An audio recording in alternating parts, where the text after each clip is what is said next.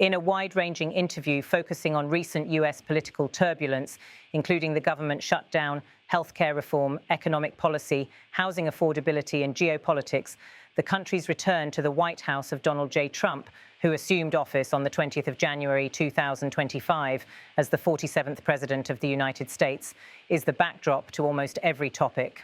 On the shutdown and what lessons Democrats should learn.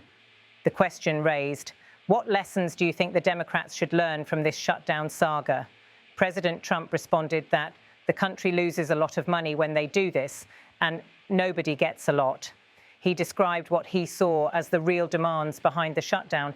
They really wanted $1.5 trillion for people that came in illegally, people that came in through and out of prisons. He added that we had, like Venezuela, they dumped their prisons. When asked whether his earlier claim was exaggerated, he replied, "Oh yeah, I know it's exaggerated. They wanted $1.5 trillion for healthcare from people, 11,888 exactly murderers, many of whom murdered more than one person. So they came into our country, they poured into our country, and they want to take care. We're trying to get them out because we don't want 11,000 murderers in our country. And we have drug dealers and we have everything else, and they want to make sure they got good healthcare. That's not what our country is about. And it would have hurt other people's healthcare." In his view, the shutdown was orchestrated by the other party to press a renegotiation of policy. He asserted that Republicans under his leadership are attempting to craft a law to prevent future shutdowns. "We're trying to put in a bill.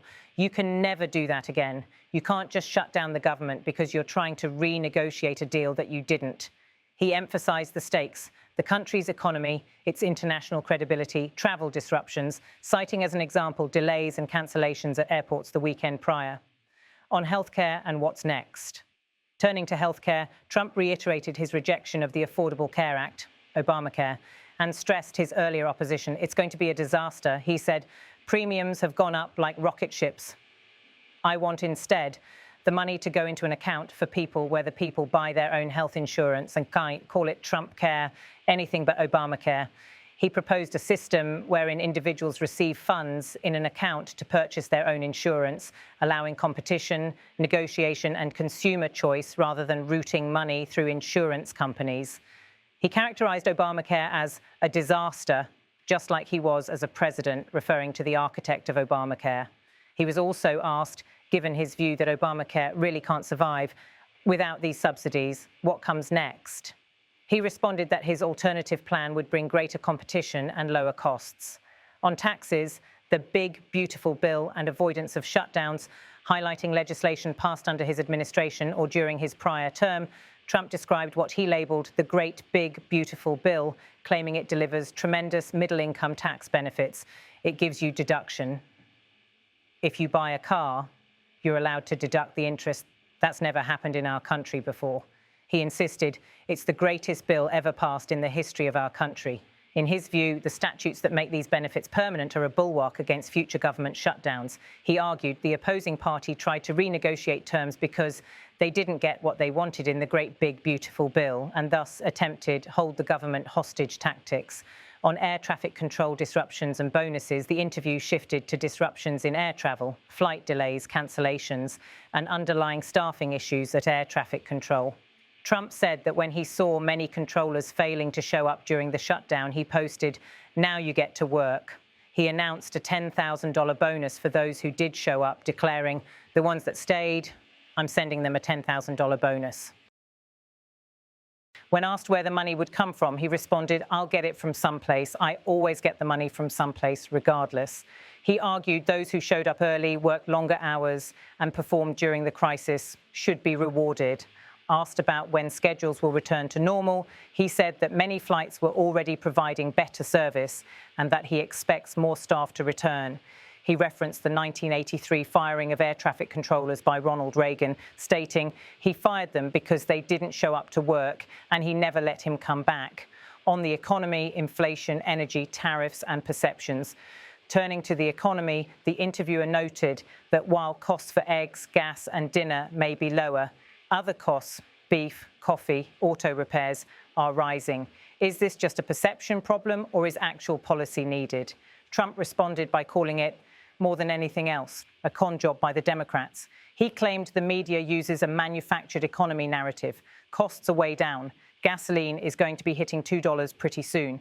Gasoline is at $2.70 now, and it was at $4.50 under Biden. On energy, he insisted, when energy comes down, we produce more gasoline, oil and gas in the last month than we ever have before by far. And we're going to also end up filling up the national strategic reserves which were taken out by Biden.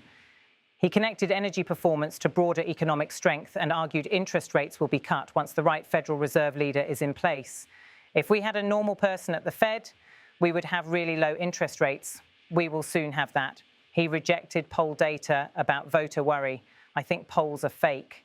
We have the greatest economy we've ever had. He attributed the surge in money entering the economy partly to tariffs and his election victory. We will have over $20 trillion come into our economy, largely because of my election. Also tariffs regarding the judiciary.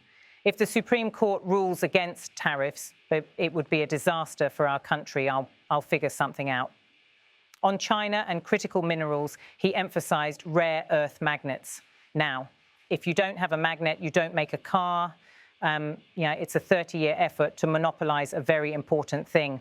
He recalled how he hit China with tariffs of 155% and said, in 10 minutes, I got a call. We made a wonderful deal, great deal for our country. He asserted that US manufacturing investment and pharmaceutical relocation owes itself to those tariffs. When the interviewer referenced a new report detailing China's expansion of missile facilities by up to 60% and remarks by Japan's Prime Minister warning of Taiwan, the president responded by pointing to the trade relationships of the US and its allies. A lot of our allies aren't our friends either. Our allies took advantage of us on trade more than China did. We built their military, we built their whole thing. He noted that while he personally has great relations with China's President Xi Jinping, successful diplomacy must come from strength. The only way you're going to get along well with China is you have to deal from a position of strength. He pointed to the rebuilt US military and its missile capability as proof they don't want to mess around with us. On a related note, he raised concerns over foreign students in the US. We have about 350,000 Chinese. I always view it as a business. If we were to cut that in half, you would have half the colleges in the United States go out of business. Historically, black colleges and universities would all be out of business. He rejected the idea that foreign students must be reduced, arguing the revenue supports the US university system, though he acknowledged the Republicans' concerns. On housing affordability and the 50-year mortgage proposal, the interviewer noted that the typical age of first-time home buyers in the US has reached 40 years, a record high, according to the National Association of Realtors. The president was asked about the proposed 50-year mortgage plan from his housing director, which had drawn criticism from his core supporters as a giveaway to banks. He responded, "It's not even a big deal. You go from 40 to 50 years, and what it means is you pay something less per month. You pay it over a longer period of time." He added that the bigger problem was that the previous administration increased the interest rates and that his Fed nominee, whom he described as too late, will help turn things around. He insisted, even with interest rates up, the economy is the strongest it's ever been. On his own brand of politics and MAGA near the end of the discussion, the president returned to his trademark political brand and ideology. He declared, "MAGA was my idea. MAGA was nobody else's idea. And MAGA wants to see our country thrive." He placed himself as the authentic voice of that movement and emphasized that his policies are intended to reflect what it wants: economic strength, national dignity, and a thriving country. This interview illuminates how the president views recent crisis points: the shutdown, healthcare reform, economic policy, housing affordability, trade policy, China, and higher education, not simply as isolated issues, but as interconnected elements of a broader project, restoring what he sees as US strength and sovereignty. Key to his approach is a narrative of disruption. He argues the previous administration weakened American leverage, that key domestic policies, Obamacare, government shutdowns, housing affordability, reflect systemic failure, and contends that through reform in taxes, tariffs, energy, and healthcare, the US is headed toward a new era of what he terms national greatness.